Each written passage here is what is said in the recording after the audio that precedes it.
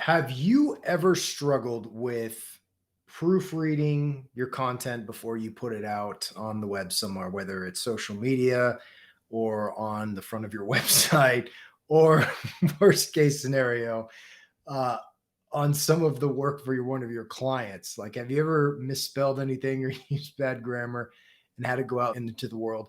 Well, I'm going to share a story of a time that happened to me and what I do today to avoid those types of situations. But before we continue, if you're into entrepreneurship in the creative industry and living your best remote work life, then be sure to subscribe to the channel and turn on all notifications so you can stay in the loop. And feel free to throw me a like if you enjoyed the show. All right, let's do this.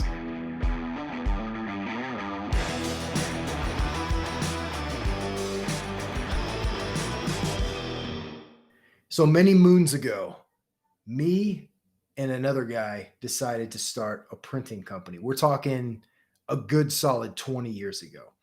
And what we did is we decided to do direct mail for a certain type of client.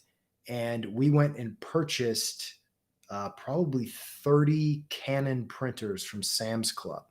We got really good deals on them. We bought them in bulk.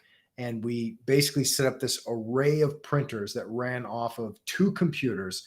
And we were printing these direct mail pieces. We bought a big industrial size cutter, folder, all this different stuff. And they had little tickets in there and they were pretty amazing. I mean, they were not by any means the type of quality you get from some of these big print on demand companies that are doing this really great large format printing. It was pretty homemade looking, but there was an appeal to it that captured our audience. So instead of getting like the standard 3% response rates, we were getting 10 to 15% response rates. And when we asked people, hey, why did you respond to this one? And they said, well, this looked like somebody made it. It didn't look like that flashy corporate stuff that I see. I feel like somebody took some time to actually put this together and make it, which we did, right? And anyway, it gave it this homemade kind of feel that it was made for them. And so they got opened quite a bit. Well, one day I designed one of these flyers to go out in 3,000 envelopes. And I was always on my business partner about having him proofread anything I create before it goes out. And he goes, well, that's your job. Your job is to design and create this stuff. My job is this over here. I'm doing all the stuffing and the assembly. You need to take care of all of that. I said, yes, but it's so important. If you just took 2 seconds to just glance over it and see if there's anything that I didn't catch. And he just absolutely refused to do this. And it was this big point of contention between us. Well, anyway, one day we get called by our client and they said, hey, take a look at this.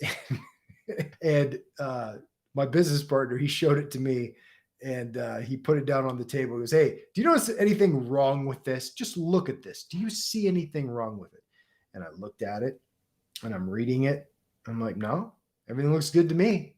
He goes, you don't see that right there. And I'm looking at it again and I'm like, I don't know. What am I looking at? What's wrong? And he goes, pronounce that word there. And the largest word on the page was supposed to be educators, but it was spelled eductators. It was, and I saw it and I said, oh my gosh, that's on all 3,000 that went out. Two teachers, right? Yes. And he goes, you cannot miss stuff like that. And I said, hey, I've been the one ranting and raving about proofreading. There's only two of us. We can at least proofread something before we print 3,000 of them and then ship them out and embarrass ourselves like that. And so anyway, we got a good laugh out of it. Eventually, we did get somebody to do some proofreading, but oh my gosh, that still haunts me to this day. So to this very day, I have this paranoia about something going out there and just having something absolutely ridiculous, like a misspelling in a logo, which has never happened before, but something just astronomically horrible like that. Well, just the other day, I did this carousel and I had to just scrap it and re-release it because I noticed one mistake. So I made a joke about it in the comment, and then I noticed another one and another one, and I said, "Okay, no, this can't fly. I This is too distracting." And so I got rid of. And what happens is when you're looking at something, and I've had this happen to me many, many times. If you've ever designed logos before, or maybe if you've looked at some text for a long, long time, the words start to look weird to you. Like, what is this word? Is that even spelled correctly? It happens mostly when I'm scrolling through rapid fire, just going through all of these fonts just to see what catches my eye. And you just see the word flipping through all these different fonts. And it starts to just look like a fake made up word after a while. You're like, what word is this anymore? I can't tell. And I think that happens when we just get into the groove of creating things. We're thinking and typing at the same time. And sometimes what we type isn't what we're thinking in our head. I think this happens to everybody, no matter who you are, unless maybe you're amazingly good at something. I don't know. So I've grown to use a couple of tools to help me avoid these types of things. So obviously, having access to some type of word processor is great, but I mean, ultimately, my favorite tool of all is just to use Grammarly. And this is totally going to sound like some kind of paid promotion. I'm not getting paid by Grammarly. They probably have an affiliate program. I'm not a member of it. I am just wanting to show you some things to save you a little bit of trouble. So I'm going to share my screen real quick. Now, if you're listening, I'm going to describe a little bit what's going on here so you can follow along. So basically on my screen, what I'm showing is this is ClickUp, where I typically manage all of my clients and I manage a bunch of different things. And I have a browser extension for Grammarly, which means no matter what software I happen to be using, if I'm in Google Docs, if I'm in WordPress, or if I'm in ClickUp, it's checking my spelling, it's noticing things. And there's a couple of things I just typed out here and I just allowed to be spelled incorrectly. But if you're really wanting to get the most out of it, if you use the actual app itself, you go to grammarly.com, you can choose goals for your writing. So these goals here, they're set to knowledgeable, formal, academic, and tell a story. I want to be a little bit more informal. So I'm going to put it on convince here, leave it on convince and tell a story. And we're going to set this to general, maybe creative, informal, and then we're going to say, okay, done. So you'll notice that some of these underlined words went away because if it's formal, it'll tell you to change a couple of things to make it very academic or formal. If it's going to be casual, it may take very formal language and say, hey, you may want to use something a little bit less serious here. And the great thing is you can just come here, talk about the time blank screwed up a direct mail job. So that's I screwed up. Educators, I'm going to have it ignore this because that's supposed to be misspelled because that's how I spelled it. Argument is misspelled, also needs a comma. And that's one of the big things is missing commas. Instagram needs to be capitalized. Solopreneur is misspelled.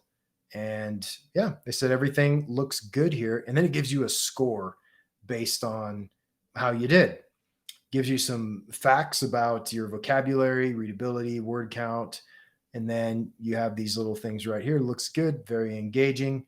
And this is just a quick little example, but what I've started to do after I made the mistake, because I usually use Grammarly in almost everything that I do, but I was editing a document or the carousel in Adobe Illustrator. Grammarly doesn't work in apps like that. It usually works on the web and within their own app, grammarly.com. So what I've done is I've changed my process. So now if I'm going to do a carousel, I will create them in Grammarly or I'll create them right here in ClickUp. I'll write out everything in the carousel and then I'll save it in there and then I'll copy and paste the text into Illustrator or whatever I happen to be using to create my carousels. And then I'll be assured that there are no glaring mistakes, or at least it weeds out 99.999% of all those different mistakes that you could potentially make. And yeah, there's a free version. The paid version has a lot of features, but I just pay for it yearly because it's an incredible value. I create a bunch of content, whether it is coming up with slogans for companies, doing brand strategy. If I'm creating a positioning statement, a mission statement, a vision statement, I'll put those into Grammarly and I'll go through and I'll set the goals of how I want them to sound. Maybe I want the vision statement to be a little bit more formal and informal and creative. And maybe I want the positioning statement to be very formal, very business oriented because it's an inward facing statement.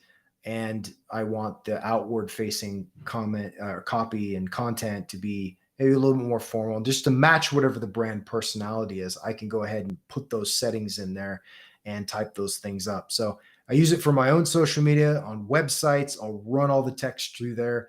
If I happen to be writing blog posts or whatever, it's just I've become very dependent on Grammarly.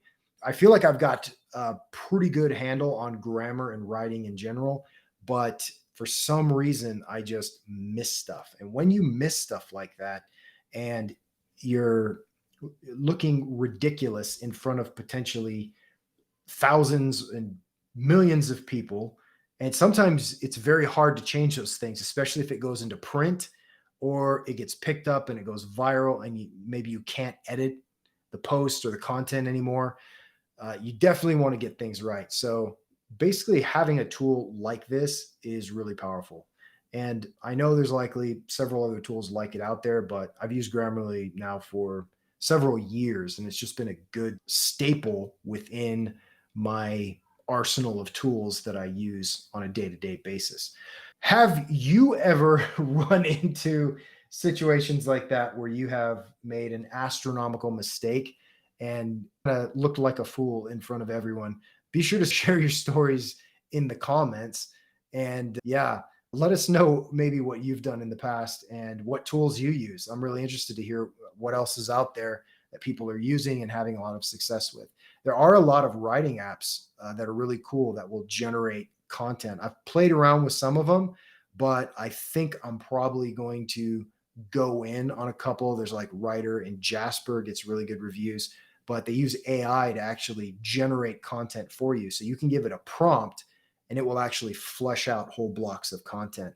So depending on if you could use something like that or not, it could be handy if you're needing to create a lot of website content and you're looking for a place to start. That's always great. I personally still like working with human beings and copywriters because you can talk to them, you can get exactly what they need, and there's a great deal of creativity in the human mind. I don't know that the AI is totally there yet. It's probably getting closer and closer every day, but it's so cool to live in an age where we have a lot of these tools at our disposal. So that's all for today, but don't forget to hit like and subscribe to the channel, turn on all notifications so you don't miss out. And if you want to listen on the go, check out the audio version of the Remote Creative podcast over at anchor.fm/remote creative. Now get out there and create some greatness.